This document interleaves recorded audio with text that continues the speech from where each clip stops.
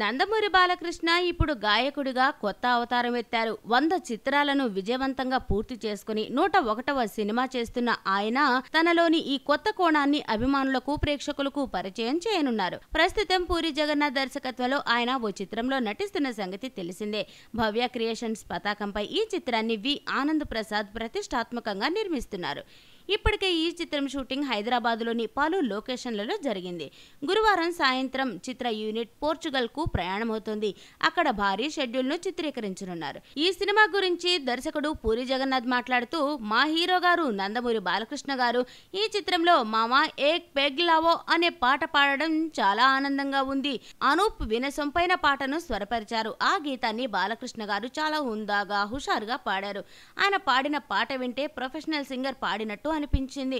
అత్యంత తక్కువ సమయంలో అంత గొప్పగా పాడటాన్ని చూసి మా యూనిట్ ఆశ్చర్యపోయాం. స్వతహాగా బాలకృష్ణ గారికి సంగీతం పట్ల మంచి అభిరుచి ఉంది. గాయకుడిగాను ఆయనలోని గొప్ప ప్రతిభ దాగి ఉందన్న విషయం ఇప్పుడు రుజువైంది. ఆడియో విడుదలైన తర్వాత పాటను విన్న ప్రతి ఒక్కరూ ఆయన స్వరాన్ని విని ఆనందిస్తారు, అభినందిస్తారు అని అన్నారు.